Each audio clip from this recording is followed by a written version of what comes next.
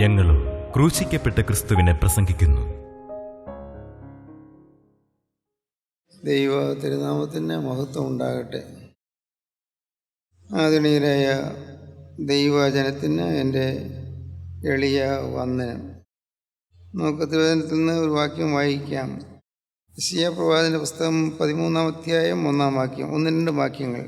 ആമോസിന്റെ മകനായ യെശയ്യാവ് ബാബേലിനെ കുറിച്ച് ദർശിച്ച പ്രവാചകം: മൊട്ടക്കുന്നിന്മേൽ കൊടി ഉയർത്തുവീൻ, അവർ പ്രഭുക്കന്മാരുടെ വാതിലുകൾക്കകത്ത് കടക്കേണ്ടതിന് ശബ്ദമുയർത്തി അവരെ കൈകാട്ടി വിളിപ്പീൻ, ഞാൻ എൻ്റെ വിശുദ്ധീകരിക്കപ്പെട്ടവരോട് കൽപ്പിച്ചു. ദൈവത്തിന് സ്തോത്രം. വിശുദ്ധീകരിക്കപ്പെട്ടവരുള്ളതായ കൽപ്പനയാണ് മൊട്ടക്കുന്നിന്മേൽ കൊടി ഉയർത്തുവീൻ.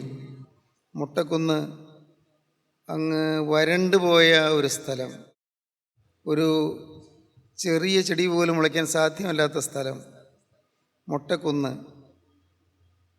അവിടെ മുന്നോട്ടൊരു ആക്കമില്ലാത്ത സ്ഥലം, പ്രതീക്ഷയില്ലാത്ത സ്ഥലം, ഉണങ്ങിപ്പോയ സ്ഥലം, നാമ്പെടുക്കാത്ത സ്ഥലം, കൂമ്പ് വരാത്ത സ്ഥലം, ഒരു ചെറിയ പുൽക്കുടി പോലും മുളച്ചുവാൻ സാധ്യതയില്ലാത്ത സ്ഥലം. അനേക ഹൃദയങ്ങൾ അങ്ങനെയാണ്, മൊട്ടക്കുന്നാണ്. അനേക ഹൃദയങ്ങൾ, മനുഷ്യരുടെ ഹൃദയം ഇന്ന് പല രീതിയിലുള്ളതായ അസ്വസ്ഥത കൊണ്ട് നിറഞ്ഞിരിക്കുകയാണ്. പലതരത്തിലുള്ളതായ പ്രയാസങ്ങൾ കൊണ്ട് മനസ്സ് തിങ്ങിയിരിക്കുകയാണ്. ഭാവിയെക്കുറിച്ചുള്ള നല്ല പ്രതീക്ഷകളെല്ലാം അറ്റുപോയിരിക്കുകയാണ്. നാളെ എന്ത് എന്നതിനെക്കുറിച്ചുള്ളതായ അമ്പരപ്പും വെപ്രാളവും മനുഷ്യ ഹൃദയത്തിൽ ഇടം പിടിച്ചിരിക്കുകയാണ്. ഓരോരോ ചെറിയതോ വലുതോ ആയ പ്രശ്നങ്ങൾ കൊണ്ട് നമ്മുടെ മനസ്സെല്ലാം കലങ്ങിയിരിക്കുകയാണ്. മൊട്ടക്കുന്നാണ്. ഒരു പ്രതീക്ഷയുമില്ല, ഭാവിയെക്കുറിച്ചൊരു പ്രതീക്ഷയുമില്ല. ഈ മൊട്ടക്കുന്നിൽ എന്തെങ്കിലും മുളച്ചു വരുമെന്നൊരു പ്രതീക്ഷയില്ല. മൊട്ടക്കുന്നായതുകൊണ്ട് അവിടെ എന്ത് ചെയ്താലും പ്രയോജനമില്ല എന്നുള്ളതാണ് നമ്മുടെ അനുഭവം. ഇത് വളരെ ലളിതമായ ഒരു ആശയമാണ്, വളരെ ലളിതമായൊരു വാക്യം. നാം ഇതിൽ കാണേണ്ടത് ഈ മൊട്ടക്കുന്നിൻ്റെ അനുഭവം എൻ്റെ ജീവിതത്തിൽ എത്രമാത്രം ഉണ്ട്. ഞാൻ വരണ്ടിരിക്കുകയാണോ? എൻ്റെ ഭാവി പ്രതീക്ഷകൾ അറ്റുപോയിരിക്കുകയാണോ? എൻ്റെ ജീവിതത്തിൻ്റെ സ്വസ്ഥത നശിച്ചിരിക്കുകയാണോ? നിരാശ എന്നെ ബാധിച്ചിരിക്കുകയാണോ? എൻ്റെ കുടുംബത്തെക്കുറിച്ച്, എൻ്റെ ഭാവി തലമുറകളെക്കുറിച്ചുള്ളതായ ആവലാതി എന്നെ വല്ലാതെ വരട്ടുന്നുണ്ടോ, വിഷമിപ്പിക്കുന്നുണ്ടോ? ഇതെല്ലാം ചിന്തിച്ച് വരുമ്പോഴാണ് നമുക്ക് മനസ്സിലാകുന്നത് നമ്മുടെ ഹൃദയം ഒരു മൊട്ടക്കുന്നാണെന്ന്. നമ്മുടെ പലരുടെയും വീട് ഒരു മൊട്ടക്കുന്നാണ്, പലരുടെയും ഹൃദയം മൊട്ടക്കുന്നാണ്, പലരുടെയും ജീവിതം മൊട്ടക്കുന്നാണ്. എല്ലാം അങ്ങ് തകർന്നടിഞ്ഞ അനുഭവം, നിരാശ മുറ്റിയ അനുഭവം. ഒരു വിധത്തിൽ പറഞ്ഞാൽ ഇന്നത്തെ സമൂഹത്തെക്കുറിച്ച് പറയുന്നത് ഫ്രസ്ട്രേറ്റഡ് ജനറേഷൻ എന്നാണ്. ഫ്രസ്ട്രേറ്റഡ് ജനറേഷൻ എന്ന് പറഞ്ഞാൽ നിരാശ കൊണ്ടാണ്. നിരാശ മുറ്റിയ ഒരു സമൂഹം, ഫ്രസ്ട്രേറ്റഡ് ജനറേഷൻ, നിരാശ മുറ്റിയ ഒരു തലമുറ. എവിടെയുണ്ട് ഒരു പ്രതീക്ഷ? എവിടെയുണ്ട് ഒരു സമാധാനം? വാസ്തവത്തിൽ സമാധാനമുണ്ട്. സമാധാനം ക്രിസ്തു അകത്തുള്ളവർക്ക് സമാധാനമുണ്ട്. ഇത് നാം ഓരോരുത്തർ അനുഭവിക്കുമ്പോൾ നമുക്കത് മനസ്സിലാകും. ക്രിസ്തു അകത്ത് വരുമ്പോൾ നമുക്ക് സമാധാനം കിട്ടും. ക്രിസ്തു ഹൃദയത്തിൽ വരുമ്പോൾ സമാധാനം കിട്ടും. നിങ്ങൾ ചിന്തിക്കുമ്പോൾ ക്രിസ്തു എൻ്റെ ഹൃദയത്തിൽ ഉണ്ടല്ലോ, ഞാൻ ജീവിതം കർത്താവിന് സമർപ്പിച്ചതാണ്, ഞാൻ പ്രകടമായ പാപങ്ങൾ വിട്ട് തിരിഞ്ഞതാണ്, പിന്നെ എന്തുകൊണ്ടാണ് എനിക്ക് ഈ വരൾച്ച? എന്തുകൊണ്ടാണ് എനിക്കൊരു നിരാശ? എൻ്റെ ജീവിതത്തിൽ മുന്നോട്ട് ഗതി കിട്ടാത്തത് എന്തുകൊണ്ടാണ്? എൻ്റെ കുടുംബത്തിൻ്റെ പ്രാരബ്ധങ്ങളും ക്ലേശങ്ങളും മാറാത്തത് എന്തുകൊണ്ടാണെന്ന് ചിന്തിച്ചു പോകും, സ്വാഭാവികമാണ്.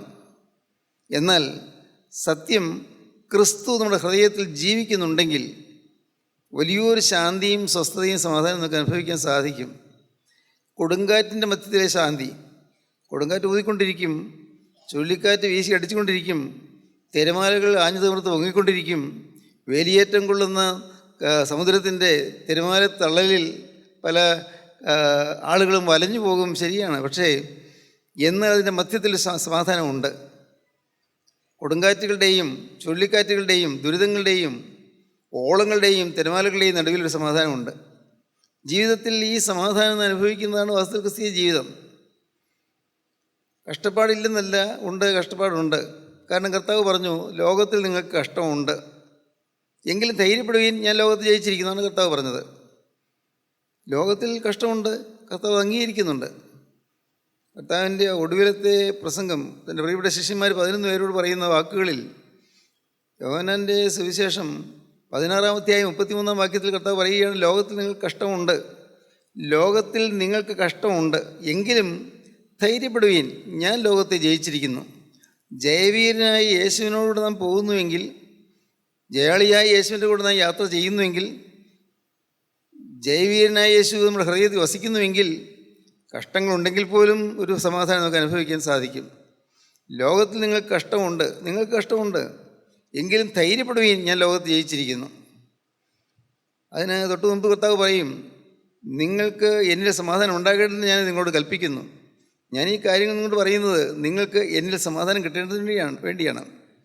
നിങ്ങൾക്ക് എന്നിൽ സമാധാനം കിട്ടും, അത് നിങ്ങൾക്ക് അനുഭവിക്കാം. കർത്താവ് പ്രസംഗം തുടങ്ങുമ്പോൾ തന്നെ പറയും, യോഹന്നാന് സുവിശേഷം 14:1, നിങ്ങളുടെ ഹൃദയം കലങ്ങിപ്പോകരുത്, ഭ്രമിക്കുകയും വരുത്, ദൈവത്തിൽ വിശ്വസിപ്പീൻ, എന്നിലും വിശ്വസിപ്പീൻ. ദൈവത്തിൽ നിങ്ങൾ വിശ്വസിക്കുക, നിങ്ങളുടെ ഹൃദയം കലങ്ങണ്ട. Let not your heart be troubled, believe in God and believe in me. Let not your heart be troubled. നിങ്ങളുടെ ഹൃദയം ട്രബിൾഡ് ആകേണ്ട കാര്യമില്ല, കലങ്ങിപ്പോകേണ്ട കാര്യമില്ല, നിങ്ങൾ പരിഭ്രമിക്കേണ്ട ആവശ്യമില്ല. Let not your heart be troubled, believe in God, ദൈവത്തിൽ വിശ്വസിപ്പീൻ, എന്നിലും വിശ്വസിപ്പീൻ. ആ പ്രസംഗത്തിൻ്റെ 14 അധ്യായത്തിൻ്റെ കുറച്ച് മുന്നോട്ട് വായിച്ചു വരുമ്പോൾ കാണാം, ഞാൻ നിങ്ങളെ അനാഥരായി വിടുകയില്ല. നിങ്ങളുടെ നാഥനായി ഞാൻ നിങ്ങളുടെ കൂടെ ഉണ്ടായിരിക്കും. പിന്നീട് ആ പ്രസംഗത്തിൻ്റെ 14 അധ്യായം 27-28 വാക്യങ്ങളിലേക്ക് വരുമ്പോൾ കാണാം, സമാധാനം ഞാൻ നിങ്ങൾക്ക് തന്നേച്ചു പോകുന്നു, എൻ്റെ സമാധാനം ഞാൻ നിങ്ങൾക്ക് തരുന്നു. ലോകം തരുന്ന പോലെയല്ല ഞാൻ നിങ്ങൾക്ക് തരുന്നത്. ലോകം തരുന്ന സമാധാനം ഭൗതികമായ ചില കാര്യങ്ങളുടെ ലാഭമായിരിക്കും. അതുപോലെയല്ല ഞാൻ നിങ്ങൾക്ക് സമാധാനം തരുന്നത്. ഞാൻ എൻ്റെ സമാധാനം നിങ്ങൾക്ക് തരികയാണ്. എൻ്റെ സമാധാനം, my peace I give unto you. എൻ്റെ സമാധാനം ഞാൻ നിങ്ങൾക്ക് തരുന്നു. ക്രിസ്തുവിനെ അടുത്തറിയാൻ കഴിഞ്ഞപ്പോൾ, ക്രിസ്തു അതിനെ ഉൾക്കൊള്ളാൻ കഴിഞ്ഞപ്പോൾ രോഗം മാറുന്നു, ഭാരങ്ങൾ മാറുന്നു, വെളിവ് കിട്ടുന്നു, എങ്ങനെയാണ് ക്രിസ്തു നയിക്കേണ്ടതെന്നുള്ള ബോധം കിട്ടുന്നു. അത് വലിയ ഉൾക്കാഴ്ചയാണ്, വലിയൊരു അനുഭവമാണ്. നിങ്ങളുടെ ജീവിതത്തിൽ ഇത് കിട്ടും, നിങ്ങൾക്ക് ഓരോരുത്തർക്കും ലഭിക്കും. ഇതെനിക്ക് കിട്ടുകയില്ല നിങ്ങൾ വിചാരിച്ചു പോകരുത്, എനിക്ക് ലഭിക്കുകയില്ല നിങ്ങൾ ചിന്തിച്ചു കൊണ്ട കാര്യമില്ല. എനിക്കും കൂടി തരാനാണ് കർത്താവായ യേശുക്രിസ്തു ഭൂമിയിൽ വന്നത്. യേശുക്രിസ്തു ഒരു മതം സ്ഥാപിച്ചിട്ടില്ല. പലരും ധരിച്ചിരിക്കുന്നത് ക്രിസ്തു മതം അത് യേശുക്രിസ്തു സ്ഥാപിച്ചു എന്നൊക്കെയാണ്. ഒരു മതം സ്ഥാപിച്ചിട്ടില്ല. യേശുക്രിസ്തു ഒരു മതസ്ഥാപകനല്ല. യേശുക്രിസ്തു ലോകരക്ഷിതാവാണ്. യേശുക്രിസ്തു ലോകത്തിൻ്റെ സൃഷ്ടാവാണ്. യേശുക്രിസ്തു നമ്മിൽ നിന്നെങ്കിലും വാങ്ങാൻ വന്നതല്ല, നമുക്ക് തരാൻ വന്നതാണ്. ഭൂമിയിലെ മനുഷ്യർക്ക് തന്നെ തരാനാണ് ക്രിസ്തു വന്നത്. ക്രിസ്തുവിന് മതഭേദമില്ല, ക്രിസ്തുവിന് ജാതി വ്യത്യാസമില്ല. ക്രിസ്തു എല്ലാവരുടെയും നാഥനാണ്, നായകനാണ്, രക്ഷകനാണ്, വീണ്ടെടുപ്പുകാരനാണ്. ക്രിസ്തു എല്ലാവരുടെയും നാഥനാണ്. ജാതിമത ഭേദമില്ലാതെ, സമുദായ സഭാ വ്യത്യാസമില്ലാതെ എല്ലാവരെയും സ്നേഹിക്കുന്ന ക്രിസ്തുവിന് ആരോടും പ്രത്യേകിച്ച് ഒരു അടുപ്പമോ അകൽച്ചയോ ഇല്ല. എല്ലാവരെയും ഒരുപോലെ സ്നേഹിക്കുന്നു. ജീവിതം സുഭഗമായി തീരും, സുന്ദരമായി തീരും. എങ്ങനെ? ക്രിസ്തു നമ്മുടെ ഹൃദയത്തിൽ ഒന്ന് വസിക്കുമ്പോൾ. നിങ്ങൾക്ക് ഇന്ന് അനുഭവിച്ചു തുടങ്ങാം, അടുത്ത ദിവസത്തേക്ക് മാറ്റിയിരിക്കേണ്ട കാര്യമില്ല. ഇന്ന് നിങ്ങൾക്ക് അനുഭവിച്ചു തുടങ്ങാം. ക്രിസ്തു എൻ്റെ ജീവിതത്തിലേക്ക് വരുന്നത് ഞാൻ സമാധാനം മുഴുവനായി ഞാൻ എൻ്റെ ജീവിതത്തിൽ നിറപടിയായി ഞാൻ അനുഭവിക്കും. സമാധാനം. പലരുടെയും ഉള്ളം കലങ്ങിയിരിക്കുകയാണ്. നിങ്ങളുടെ ഹൃദയം കലങ്ങരുതാണ് എന്നാണ് കർത്താവ് പറഞ്ഞത്. ഉള്ളം കലങ്ങിയിരിക്കുകയാണ്. ഇന്ന് കടത്തിൽ ഞെരുങ്ങുന്ന ഒരു വലിയൊരു ഭാഗം ജനമുണ്ട്. കടം വീർപ്പ് മുട്ടിക്കുന്നു. പൈസ തികയുന്നില്ല. ഒന്നുകിൽ വരുമാനമില്ല, അല്ലെങ്കിൽ വരുമാനം പോരാ. ചിലവുകൾ എത്ര ചുരുക്കി ചിലവ് ചെയ്താലും കാര്യങ്ങൾ മതിയാകുന്നില്ല. എല്ലാം എല്ലാം അങ്കലാപ്പിലായിരിക്കുന്നു. വലിയ അലങ്കോലം വന്നിരിക്കുന്നു. കുടുംബം തകർന്നിരിക്കുന്നു. മനസ്സമാധാനമില്ല. ഉറങ്ങാൻ കിടന്നാൽ ഉറക്കം വരുന്നില്ല. എന്താണ് പോംവഴി? ഒരു നല്ല സൽപ്പേര് നാട്ടിലുണ്ടായിരുന്നു, പക്ഷേ പേരെല്ലാം പോയി, അഭിമാനം പോയി. ഒരു ആഭിജാത്യം ഉണ്ടായിരുന്നു, പക്ഷേ അതെല്ലാം പോയി. വാങ്ങിച്ചവർക്ക്, ഞാൻ ആരോട് വാങ്ങിച്ചോ അവർക്ക് തിരിച്ചു കൊടുക്കാൻ കയ്യിൽ പൈസയില്ല. മനസ്സ് വിഷമിക്കുന്നു. ഒറ്റപ്പടി ആളുകൾ ഇങ്ങനെ വിഷമിക്കുന്നുണ്ട്. എന്തെല്ലാം വിഷമങ്ങളാണ്. ഞാൻ ഓർക്കും, എൻ്റെ കർത്താവ്, എവിടെയുണ്ട് സമാധാനം? എവിടെയുണ്ട് സ്വസ്ഥത? ആർക്കുമില്ല. വലയുന്ന ഒരു കൂട്ടം ജനം. ആ വലച്ചിലിന് മതഭേദമില്ല, ജാതിഭേദമില്ല, ജാതി വ്യത്യാസമില്ല. എല്ലാവർക്കും അങ്ങനെയാണ്. എല്ലാവരും വലയുന്നു, വിഷമിക്കുന്നു. വലിയൊരു കയത്തിൽ മുങ്ങിത്താണുകൊണ്ടിരിക്കുന്ന ഒരു പാവം കുട്ടിയെപ്പോലെ ഓരോരുത്തരും നിരാശയുടെ കയത്തിൽ ഇങ്ങനെ താണുകൊണ്ടിരിക്കുകയാണ്. നിരാശയുടെ കയത്തിൽ. അതുകൊണ്ടാണ് ചിലർ നിഷേധാത്മകമായ വഴികൾ സ്വീകരിക്കുന്നത്. എന്ന് പറഞ്ഞാൽ ചിലർ നെഗറ്റീവ് സ്റ്റെപ്സ്, നിഷേധാത്മകമായ വഴികൾ സ്വീകരിക്കുന്നു, ആത്മഹത്യ ചെയ്യുന്നു. തെറ്റാണ്, അബദ്ധമാണ്, മണ്ടത്തരമാണ്. ഒരാൾ എന്നെ വിളിച്ച് പറഞ്ഞു, വലിയൊരു കടമുണ്ടായിരുന്ന ആളാണ്. എനിക്ക് ആശയ്ക്ക് വകയുണ്ടോ എന്ന നമ്മുടെ ഒരു പുസ്തകം വായിച്ചു. ആ പുസ്തകം വായിച്ചതിന് ശേഷം, അദ്ദേഹം നമ്മുടെ കൂട്ടായ്മ വന്നിട്ടുള്ള ആളല്ല, അദ്ദേഹത്തിൻ്റെ ഭാര്യയുടെ അമ്മ അദ്ദേഹത്തിന് ആ പുസ്തകം കൊടുത്തു. അദ്ദേഹത്തിന് ആ പുസ്തകം കൊടുത്തു. അദ്ദേഹം ഒറ്റ ദിവസം കൊണ്ട് വായിച്ചു തീർത്തു. ഒരവസരത്തിൽ എന്നെ കാണാൻ വന്നു. അദ്ദേഹം കാണാൻ വരട്ടെ എന്ന് ചോദിച്ചപ്പോൾ വേണ്ട എന്ന് ഞാൻ ആദ്യം പറഞ്ഞത്. കാരണം പല കാരണങ്ങളാൽ എനിക്ക് അത്ര സൗകര്യമല്ല, സുഖമല്ല. അതുകൊണ്ടൊക്കെ ഞാൻ പറഞ്ഞു കാണാൻ വരണ്ട. അദ്ദേഹം അപ്പോൾ പറഞ്ഞ വാക്ക് എന്നെ ഞെട്ടിച്ചു. സാറേ, ഇന്ന് രാത്രി ഞാൻ ആത്മഹത്യ ചെയ്യാൻ ഇരിക്കുകയാണ്. സാറിനൊരു പുസ്തകം വായിച്ചു, അതുകൊണ്ട് സാറിന് കാണണമെന്ന് തോന്നിയതേ ഉള്ളൂ. ഞാൻ ആത്മഹത്യ ചെയ്യാൻ ഇരിക്കുകയാണ്. ഞാൻ വേഗം പറഞ്ഞു, വരൂ വേഗം വന്നോളൂ. ഒരു 2 മണിക്കൂറിന് അകം അദ്ദേഹം വന്നു. അദ്ദേഹം തന്നെ കാർ ഡ്രൈവ് ചെയ്തു വന്നു. പ്രിയപ്പെട്ടവരെ, അദ്ദേഹം ആത്മഹത്യ ചെയ്യാൻ എഴുതിയ ആളാണ്. കുറേ നേരം സംസാരിച്ചു. ഏതായാലും ജീവിക്കണം എന്നുള്ളതായി ആശ കിട്ടി. ജീവിക്കണം, മരിക്കണ്ട, അത്രയും തോന്നി. അടുത്ത ഒരവസരത്തിൽ അദ്ദേഹത്തിൻ്റെ ഭാര്യയും കൂട്ടിക്കൊണ്ടു വന്നു. ആ ആഴ്ചയിൽ തന്നെ ഭാര്യ ഭർത്താവ് ഇങ്ങനെ ആത്മഹത്യ ചെയ്യാനിരുന്നൊന്നും പാവം അറിഞ്ഞിട്ടില്ല. അത്രയ്ക്ക് വലിയ നിരാശകരമായ അനുഭവത്തിലായി എന്നും ആ സ്ത്രീ അറിഞ്ഞിട്ടില്ല. വലിയൊരു ധനാഢ്യനായ മനുഷ്യനാണ്, കോടീശ്വരനായ മനുഷ്യനാണ്. പെട്ടെന്നാണ് എല്ലാം തകിടം മറിഞ്ഞത്. അങ്ങനെയൊക്കെ വരും. പെട്ടെന്ന് തകിടം മറിഞ്ഞു, ആകെ അലങ്കോലമായി. ഇനി ജീവിച്ചിട്ട് കാര്യമില്ലെന്ന് അദ്ദേഹം തീരുമാനിച്ചു. ഭാര്യയോട് പോലും പറഞ്ഞില്ല. മക്കൾ 2 പേര്, അവർ കേരളത്തിലില്ല, കേരളത്തിന് പുറത്തൊരു സ്ഥലത്ത് പഠിക്കുകയാണ്. അദ്ദേഹം അന്ന് ഭാര്യയുമായിട്ട് വന്ന് സംസാരിച്ചതിന് ശേഷം ഞാൻ പറഞ്ഞു, നമ്മുടെ കൂട്ടായ്മയിൽ വരണം എന്ന് പറഞ്ഞു. അദ്ദേഹം കൂട്ടായ്മയിൽ ഇടയ്ക്ക് വരുമ്പോൾ എന്നെ കാണാറുണ്ട്. ഒരവസരത്തിൽ അദ്ദേഹം എന്നെ വിളിച്ചു. സാറേ, എൻ്റെ കോടിക്കണക്കിന് രൂപയുടെ കടം വളരെ അത്ഭുതകരമായിട്ട് പെട്ടെന്ന് മാറിയിരിക്കുന്നു. അതിനൊരു പോംവഴി കിട്ടിയിരിക്കുന്നു. എനിക്ക് പോലും ചിന്തിക്കാൻ വയ്യാത്തൊരു പോംവഴിയാണ് കിട്ടിയത്. പോംവഴി എന്താണെന്ന് ഞാൻ ചോദിച്ചില്ല. അദ്ദേഹം പറഞ്ഞു, സാറേ, ഞാൻ അന്ന് മരിച്ചു പോയിരുന്നെങ്കിൽ ഈ സന്തോഷം ഞാൻ അനുഭവിക്കുകയില്ലായിരുന്നല്ലോ. അന്ന് ഞാൻ ആത്മഹത്യ ചെയ്ത് പോയിരുന്നെങ്കിൽ ഈ സമാധാനം ഞാൻ അനുഭവിക്കുകയില്ലായിരുന്നല്ലോ.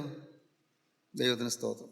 പ്രിയപ്പെട്ടവരെ, നിരാശയിൽ ആണ്ടുപോയിട്ട് മരിച്ചാൽ മതിയെന്ന് ഓർക്കുന്ന ആളുകളുണ്ട്.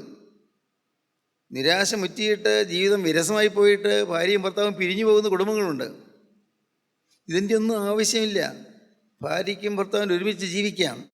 ഇപ്പോൾ ചില പൊരുത്തക്കേടുകളുണ്ടെങ്കിലും ഇതെല്ലാം മാറും. ഇന്ന് ചില പൊരുത്തക്കേടുകളുണ്ട്, ശരിയായിരിക്കും. മനുഷ്യനല്ലേ, 2 കുടുംബങ്ങളിൽ നിന്ന് വന്നവരല്ലേ. പക്ഷേ ഭാര്യയുടെ കുടുംബത്തിൻ്റെ ആ പശ്ചാത്തലമല്ല ഭർത്താവിൻ്റെ കുടുംബത്തിൻ്റെ പശ്ചാത്തലം. ചില പ്രയാസങ്ങൾ കൊണ്ടായി എന്ന് വരാം, സ്വാഭാവികമാണ്. അതുകൊണ്ട് വിവാഹബന്ധം വേണ്ട എന്ന് വയ്ക്കേണ്ട കാര്യമൊന്നുമില്ല. നിങ്ങൾക്കൊരു നല്ല കാലമുണ്ട്, അത് പ്രതീക്ഷിക്കണം. നിങ്ങൾക്ക് ഐക്യവും സ്നേഹവും പുലരുന്നൊരു നല്ല കാലം വരാനിരിക്കുന്നുണ്ട്. ആ നല്ല കാലത്തിന് വേണ്ടി നാം കാത്തിരിക്കണം. വരും.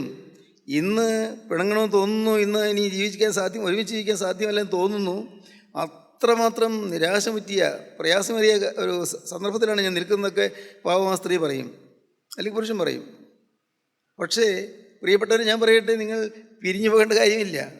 ഇങ്ങനെ വിവാഹമോചനം നേടേണ്ട കാര്യമില്ല.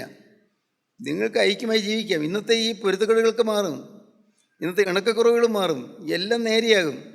നിങ്ങൾ ശുഭാപ്തി വിശ്വാസമുള്ളവരാകുക. ശുഭാപ്തി വിശ്വാസം എന്ന് പറഞ്ഞാൽ എന്താണ്? ഓപ്റ്റിമിസ്റ്റിക് എന്ന് ഇംഗ്ലീഷ് പറയും. Optimistic, B optimistic. നിങ്ങൾ ശുഭാപ്തി വിശ്വാസമുള്ളവരാകണം. എല്ലാം ശുഭമായി തീരുമെന്ന് വിശ്വസിക്കുക. എങ്ങനെ വിശ്വസിക്കാൻ സാധിക്കും? വിശ്വസിക്കാൻ സാധിക്കുന്നത് ക്രിസ്തു എനിക്കെല്ലാം ശുഭമായി തീർക്കും എന്നുള്ള വിശ്വാസമാണ്. എനിക്കൊരു അപ്പനുണ്ട്, എനിക്കൊരു നാഥനുണ്ട്, എനിക്കൊരു കർത്താവുണ്ട്, എനിക്ക് രക്ഷകർത്താവുണ്ട്, എനിക്ക് കാര്യങ്ങൾ പറയാൻ പറ്റിയ ഒരാളുണ്ട്. എൻ്റെ കർത്താവ് എനിക്ക് വേണ്ടി അത്ഭുതം പ്രവർത്തിച്ച് എനിക്ക് സമാധാനം തരും, ഒരു നല്ല കാലം എനിക്ക് തരും, ഒരു ശുഭകാലം എനിക്ക് തരും എന്നുള്ള വിശ്വാസം. ആ വിശ്വാസം വരുന്നതാണ് വാസ്തവത്തിൽ മൊട്ടക്കുന്നിൽ കൊടി ഉയർത്തുന്നത്. മൊട്ടക്കുന്നാണിന്ന്. നിരാശ പറ്റിയ അനുഭവമാണിന്ന്. യാതനയും വേദനയും കൊണ്ട് വലഞ്ഞു പോകുന്ന അനുഭവമാണിന്ന്. പക്ഷേ നിങ്ങൾ വിശ്വസിക്കുന്നു, എൻ്റെ യേശു ജീവിക്കുന്നു. കോടാനകോടികൾക്ക് സമാധാനം കൊടുത്ത യേശു ജീവിക്കുന്നു.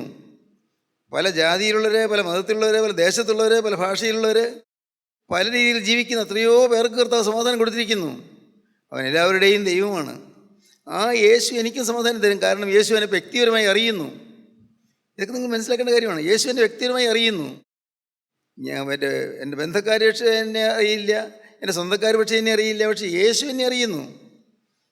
എൻ്റെ തനതായ അവസ്ഥ യേശു അറിയുന്നു. ഒരുപക്ഷെ എൻ്റെ ഭാര്യ പോലും എൻ്റെ തനതായ അവസ്ഥ അറിയുന്നില്ല. ഞാൻ അനുഭവിക്കുന്ന യാതൊരു എൻ്റെ ഭർത്താവ് അറിയുന്നില്ല. ശരിയായിരിക്കാം. പക്ഷേ യേശു അറിയുന്നു. യേശു ജീവിക്കുന്നു. പ്രിയപ്പെട്ടവരെ, നിങ്ങൾ ഒരിക്കലും മറക്കരുത്, യേശു ജീവിക്കുന്നു. യേശു ക്രിസ്തു ജീവിക്കുന്നു. ഉയർത്തെഴുന്നേറ്റ് ജീവിക്കുന്ന ക്രിസ്തു ആദ്യം പറഞ്ഞ വാക്ക് നിങ്ങൾക്ക് സമാധാനം എന്നാണ്. ആദ്യം പറഞ്ഞ വാക്ക് നിങ്ങൾ കരയേണ്ട എന്നാണ്. ആദ്യം പറഞ്ഞ വാക്ക് നിങ്ങൾ പരിശുദ്ധാത്മാവിനെ കൈക്കൊള്ളി എന്നാണ്. യേശു ക്രിസ്തു ഉയർത്തെഴുന്നേറ്റിട്ട് ആദ്യം പറഞ്ഞത് നിങ്ങൾക്ക് സമാധാനം എന്നാണ്. ദൈവത്തിന് സ്തോത്രം. ആദ്യം മഗ്ദലന മറിയയോട് പറഞ്ഞത് കരയേണ്ട എന്നാണ്. സ്ത്രീയെ, നീ കരയുന്നത് എന്തിന് കരയണം? പ്രിയപ്പെട്ടവരെ, ഈ വാക്കുകൾ കേൾക്കുമ്പോൾ നിങ്ങൾ ആവേശം കൊള്ളണം. എന്തിന്? യേശുക്രിസ്തു ജീവിക്കുന്നു. എൻ്റെ പ്രശ്നം അവൻ അറിയുന്നു. എൻ്റെ പ്രശ്നത്തിൻ്റെ പരിഹാരവും അവൻ അറിയുന്നു. എനിക്ക് പ്രശ്നത്തിന് പരിഹാരം തരാൻ യേശുവിന് കഴിയും. ഞാൻ നോക്കിയിട്ടൊരു പോംവഴി കാണുന്നില്ല. ചെങ്കടൽ തീരത്ത് മോശ വന്നു. 600,000 കൂടെയുണ്ട്, 6 ലക്ഷം പേര്. കുറച്ചും കാണും, കൊച്ചു കുട്ടികളും പ്രായമായവരും സ്ത്രീകളും പുരുഷന്മാരും വൃദ്ധന്മാരും എല്ലാം 600,000 പേര് ചെങ്കടൽ തീരത്ത് വന്നു. അവർ ഈജിപ്തിൽ നിന്ന് പുറപ്പെട്ട് വരികയാണ്. ഈജിപ്തിൽ നിന്നുള്ളതായ യാത്രയിൽ 6 ലക്ഷം പേര് ചെങ്കടൽ തീരത്ത് വന്നപ്പോൾ വലിയ ചെങ്കടൽ, വീണ്ടും പരന്നു കിടക്കുന്ന ചെങ്കടൽ, വെള്ളം മേതാളിച്ച് കിടക്കുന്ന ചെങ്കടൽ, എന്ത് ചെയ്യും? അപ്പോഴാണ് പിറകെ വരുന്നു ഫറവോൻ്റെ സൈന്യം ഇവരെ പിടിച്ചുകൊണ്ട് പോകാൻ. കുതിരപ്പടയും കാലാൾപ്പടയും എല്ലാം കൂടി വരികയാണ്. ഫറവോൻ്റെ സൈന്യം വരികയാണ്. എന്ത് ചെയ്യും?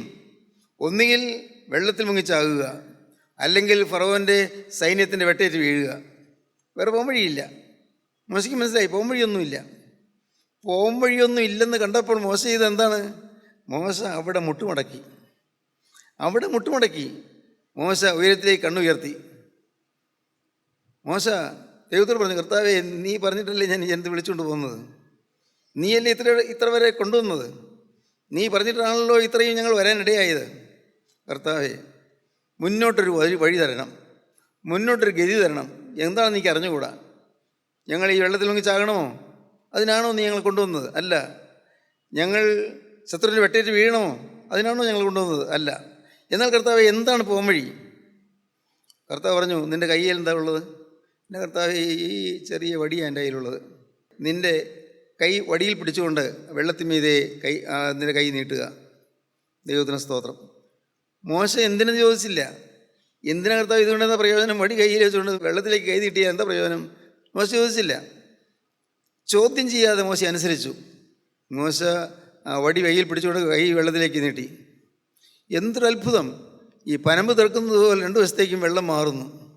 കുറച്ചും മാറിയപ്പോൾ 600,000 പേർക്ക് പോകാൻ ഒരു 2-3 അടിയോ 10-15 അടിയോ മാറിയാൽ മതിയോ? പോരല്ലോ. മൈലുകൾ വെള്ളം അപ്പുറത്തേക്ക് ഇപ്പുറത്തേക്ക് മാറി. എന്തൊരു അത്ഭുതം! ലോകം കണ്ടിട്ടില്ലാത്തൊരു അത്ഭുതം എൻ്റെ ജീവിതത്തിൽ കർത്താവ് ചെയ്യും. നിങ്ങൾ വിശ്വസിക്കണം. ദൈവത്തിന് സ്തോത്രം.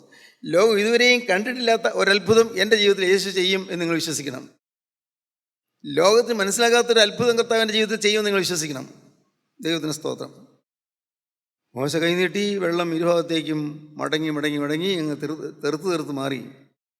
ഉണങ്ങിയ നിലത്തുകൂടെ ജനക്കര കടന്നു. ഉണങ്ങിയ നിലത്തുകൂടി. ദൈവത്തിന് സ്തോത്രം. അപ്പോൾ ഫറവോന് സൈന്യം പറയും വന്നു കഴിഞ്ഞു. അവർ നോക്കിയപ്പോൾ കണ്ടോ, ജനം ഈ വെള്ളമില്ലാത്ത സ്ഥലത്ത് കൂടി ചെങ്കടൽ കിടക്കുന്നു. നമുക്കും കിടക്കാം. ദൈവത്തിന് സ്തോത്രം. നമുക്കും കിടക്കാമെന്ന് പറഞ്ഞ് ഫറവോന് സൈന്യവും കടലിലേക്ക് ഇറങ്ങി. ഇതുകൊണ്ട് അവരെല്ലാവരും കടലിലായി. ആ കടലിന് നടുക്കായപ്പോൾ പെട്ടെന്ന് 2 വശത്തേക്ക് പോയി വെള്ളം വന്ന് അവരെ മൂടി. ദൈവമേ, നീ മനസ്സിലാക്കൂ, നിനക്ക് വേണ്ടി ദൈവം തുറക്കുന്നൊരു വഴി അത് വേറെ ആർക്കും കിട്ടിയെന്ന് വരികയില്ല. നിനക്കൊരാൾക്ക് വേണ്ടി സ്വർഗം തുറന്നു തരുന്ന ഒരു വഴി, നിനക്കൊരാൾക്ക് വേണ്ടി ദൈവം സ്വർഗത്തിൽ നിന്ന് നിയമിക്കുന്ന ഒരു വഴി, അത് നിന്റെ ശത്രുക്കൾ കിട്ടിയെന്ന് വരികയില്ല. നിനക്കുള്ളൊരു സ്പെഷ്യൽ പ്രൊവിഷനാണത്. നിനക്ക് വേണ്ടി ദൈവം തരുന്നൊരു പ്രത്യേക കരുതലാണത്, സ്പെഷ്യൽ പ്രൊവിഷൻ. അത് ദൈവമക്കൾക്കുള്ള അവകാശമാണ്, ക്രിസ്തുവിൻ്റെ മക്കൾക്കുള്ള അവകാശമാണ്, ദൈവജനത്തിനുള്ള അവകാശമാണ്. ഒരു പ്രത്യേകമായ ഒരു വഴി ദൈവം നമുക്ക് വേണ്ടി തുറന്നു തരുന്നു. ദൈവത്തിന് സ്തോത്രം. അത്ഭുതങ്ങൾ. ജീവിതം വിരസമായി പോകുമ്പോൾ നിങ്ങൾ ഓർക്കണം, എൻ്റെ കർത്താവേ, എനിക്ക് വേണ്ടി നീ ഇതുവരെ ലോകം കണ്ടിട്ടില്ലാത്ത ഒരു പുതിയ വഴി തുറന്നു തരണമേ എന്ന് പ്രാർത്ഥിക്കണം. ഇതാണ് പ്രാർത്ഥന എന്ന് പറയുന്നത്. വെറുതെ സ്തുതി എന്ന് പറഞ്ഞുകൊണ്ടിരിക്കുന്നതല്ല പ്രാർത്ഥന, ബൈബിൾ വായിച്ചുകൊണ്ടിരിക്കുന്നതല്ല പ്രാർത്ഥന. നിങ്ങളുടെ ഹൃദയം തുറന്നിട്ട് ദൈവത്തോട് പറയണം, കർത്താവേ, ലോകം ഇതുവരെയും കണ്ടിട്ടില്ലാത്തൊരു അത്ഭുതം എൻ്റെ ജീവിതത്തിൽ നീ സാധിപ്പിച്ചു തരണം. ലോകം കണ്ടിട്ടില്ലാത്തതും ലോകത്ത് മനസ്സിലാക്കാൻ പറ്റാത്തതുമായ ഒരു അത്ഭുതം എൻ്റെ ജീവിതത്തിൽ നീ കാണിച്ചു തരണം. ദൈവത്തിന് സ്തോത്രം. അപ്പോഴാണ് നിങ്ങൾ അതിശയിച്ചു പോകുന്നത്, എൻ്റെ ദൈവമേ, പ്രാർത്ഥന കേൾക്കുന്ന ദൈവം ഉണ്ടല്ലോ. സ്തോത്രം. എൻ്റെ കണ്ണുനീര് കാണുന്ന ഒരു ദൈവം ഉണ്ടല്ലോ, എൻ്റെ പ്രാർത്ഥന കേൾക്കുന്ന ഒരു ദൈവം ഉണ്ടല്ലോ, എൻ്റെ വേദന കാണുന്ന ഒരു ദൈവം ഉണ്ടല്ലോ, എൻ്റെ പ്രാർത്ഥന കേൾക്കുക മാത്രമല്ല എൻ്റെ പരിഹാരം തരുന്നൊരു ദൈവം ഉണ്ടല്ലോ. ദൈവത്തിന് സ്തോത്രം. മറ്റാർക്കും അറിയാൻ വയ്യാത്തൊരു പരിഹാരത്തിൻ്റെ പോംവഴി കർത്താവ് കാണിച്ചു തരുന്നുണ്ടല്ലോ. എനിക്ക് ആശയ്ക്ക് വകയുണ്ട്, എനിക്ക് പ്രതീക്ഷയ്ക്ക് വകയുണ്ട്. യേശു ജീവിക്കുന്നുണ്ട്. ദൈവത്തിന് സ്തോത്രം. മൊട്ടക്കുന്നിന്മേൽ കൊടി ഉയർത്തുക. നമ്മുടെ ഹൃദയം ഇന്നൊരു മരുഭൂമി പോലെയാണ്, ഊഷരമായ മരുഭൂമി പോലെ, ഉണങ്ങി വരേണ്ട മരുഭൂമി പോലെ. അവിടെ ഒരു കൊടി ഉയർത്തുക. കൊടി, അവിടെ ജയത്തിൻ്റെ കൊടി ഉയർത്തുക. ജയത്തിൻ്റെ കൊടി. ദൈവത്തിന് സ്തോത്രം. ജയക്കൊടി നാട്ടണം. നിങ്ങളാരും പരാജയപ്പെടാൻ കർത്താവ് ആഗ്രഹിക്കുന്നില്ല. ഈ ഭൂമിയിലുള്ള ഒരു മനുഷ്യൻ പരാജയപ്പെടാൻ കർത്താവ് ആഗ്രഹിക്കുന്നില്ല. കർത്താവ് ജയത്തിൻ്റെ ഒരു വഴി നമുക്ക് കാണിച്ചു തരികയാണ്. ജയിച്ച് മുന്നോട്ട് പോകാനുള്ള വഴി കാണിച്ചു തരികയാണ്. നമ്മിൽ പലരും ഈ ജയത്തിൻ്റെ അനുഭവത്തിലേക്ക് വന്നിട്ടില്ല. നമ്മൾ ഇന്നും തോൽക്കുന്നവരാണ്. തീരുമാനിച്ചു, ഈ വചനം കേട്ടപ്പോൾ തീരുമാനിച്ചു ഞാൻ കോപിക്കില്ല. പക്ഷേ അടുത്ത ദിവസം തോറ്റു, പിന്നെയും കോപിച്ചു. സന്ദർഭം വരുമ്പോൾ കോപം പതഞ്ഞു പൊന്തി. അതൊരു ദുർഭൂതബാധയാണെന്ന് മനസ്സിലാകുന്നില്ല. കോപം എന്ന് പറയുന്നത് എത്ര ചെറിയ കോപമാണെങ്കിലും ഒരു ഭൂതബാധയാണ്. പലരും മനസ്സിലാക്കുന്നില്ല. ആത്മീയരെന്ന് പറയുന്നവർ പോലും കോപത്തിൻ്റെ ആ ഭയങ്കരമായ നീരാളിപ്പിടുത്തത്തിൽ നിന്ന് അമർന്നുകൊണ്ടിരിക്കുകയാണ്. ആത്മീയരെന്നും വിശ്വാസികളെന്നും സുവിശേഷ പ്രസംഗരെന്നും പറയുന്നവരും കോപത്തിൽ നിന്ന് വിമുക്തരല്ല, കോപത്തിൽ നിന്ന് മോചനം പ്രാപിച്ചവരല്ല. കോപാവേശം ഒരു ഭൂതാവേശമാണ്, ഭൂതബാധ. വലിയ കാരണമൊന്നും വേണ്ട കോപിക്കാൻ, നിസ്സാര കാര്യം മതി. പെട്ടെന്ന് ഞെട്ടിത്തെറിപ്പിക്കുന്ന കോപം, പെട്ടെന്ന് പൊട്ടിത്തെറിക്കുന്ന കോപം, പെട്ടെന്നാണ്. ചിന്തിച്ച് നോക്കുമ്പോൾ എന്തിനാണ് ഞാൻ കോപിച്ചത്, ആർക്കറിയാം എന്തിനാണ് ഞാൻ കോപിച്ചത്? നാം ലജ്ജിച്ചു പോകും. ഒരു കാര്യം ഉണ്ടായിരുന്നില്ല, പെട്ടെന്ന് കോപിച്ചു. കർത്താവിൻ്റെ ദാസൻ ശണ്ടയിടരുത്, അവൻ സഹിക്കുന്നവനായിരിക്കണം. കർത്താവിൻ്റെ ദാസൻ ശണ്ടയിടാതെ എന്നും ശണ്ടയ്ക്ക് പോകരുത്, വഴക്കിന് പോകരുത്, പിണക്കത്തിന് പോകരുത്. ഞാൻ കർത്താവിൻ്റെ ദാസനാണ്, ഞാൻ സ്വർഗീയമായ അവകാശത്തിൻ്റെ അധിപതിയാണ്, രാജാധിരാജൻ്റെ അരുമകൃപയിൽ വളരുന്ന ദൈവത്തിൻ്റെ പൈതലാണ് ഞാൻ. കർത്താധികർത്താവായ യേശുക്രിസ്തുവിൻ്റെ തൃക്കൈയിൽ എന്നെ കർത്താവ് എടുത്ത് ഉയർത്തിയ ദൈവത്തിൻ്റെ പൈതലാണ് ഞാൻ. കർത്താവ് എന്നെ ആഴമുള്ള കുഴിയിൽ നിന്ന്, ചേറിൽ നിന്ന് എന്നെ കോരിയെടുത്ത ദൈവത്തിൻ്റെ ദാസനാണ് ഞാൻ. പാപത്തിൻ്റെ ചേറ്റുകുഴിയിൽ കിടന്ന് ഞാൻ വലഞ്ഞപ്പോൾ എന്നെ തേടി വന്ന ദൈവത്തിൻ്റെ സ്നേഹം എന്നെ കോരി എടുത്തതുകൊണ്ട് ഞാൻ ഇന്ന് ഭൂമിയിൽ ജീവിക്കുന്നു. ദൈവത്തിൻ്റെ സ്നേഹമാണ് എന്നെ ഇവിടെ ആക്കിയത്. ഈ ഒരു ചിന്ത നോക്ക് വേണം. എന്നെ ജയിപ്പിക്കാൻ കുരിശിൽ തിരുരക്തം ചിന്തിയ രക്ഷക, ഇപ്പോൾ നീ എൻ്റെ അരികത്തേക്ക് വന്ന് ആ ആണിപ്പാളുടെ കരൻ്റെ തലമേൽ വെക്കാമോ? കർത്താവേ, ഇപ്പോൾ നിൻ്റെ ആ തിരുരക്തമരുടെ കരൻ്റെ തലയിൽ നിന്ന് വെക്കാമോ? യേശുവേ, നീ എന്നെ വിളിച്ച് കൂട്ടിയല്ലോ. ഇന്ന് നിൻ്റെ മാലാഖമാരെ അയച്ച് തന്നെ എൻ്റെ വീട്ടിൽ നിന്ന് നീ പുറപ്പെടുവിച്ച് ഇവിടെ കൊണ്ടുവന്നല്ലോ. ഇന്ന് എൻ്റെ ജോലി സ്ഥലത്ത് നിന്ന് നീ പുറപ്പെടുവിച്ച് ഇവിടെ കൊണ്ടുവന്ന് ഇരുത്തിയല്ലോ. നിൻ്റെ മാലാഖമാരനെ കൈക്കുടിച്ച് കൊണ്ടുവന്നല്ലോ. കർത്താവേ, ഇന്ന് എന്നെ വെറും കൈയായി അയക്കല്ലേ. യേശുവേ, നിൻ്റെ കരം എന്നെ പിടിക്കണമേ. ഇന്ന് എൻ്റെ കരത്തിൽ പിടിച്ച് എന്നെ ജയാളിയാക്കി തീർക്കണമേ, ജയവീരനാക്കി തീർക്കണമേ, ജയഘോഷ യാഗങ്ങൾ അർപ്പിക്കാൻ തൊക്കെ യോഗ്യനാക്കി തീർക്കണമേ. കർത്താവിൽ സന്തോഷിച്ച് ഉല്ലസിപ്പാൻ എനിക്ക് ഭാഗ്യം തരണമേ. ജയജീവിതത്തിൻ്റെ സാക്ഷ്യത്തോടെ ജീവിപ്പാൻ കർത്താവെ മൊട്ടക്കുന്നിന്മേൽ ജയക്കൊടി നാട്ടുവാൻ എനിക്ക് ഭാഗ്യം തരണമേ.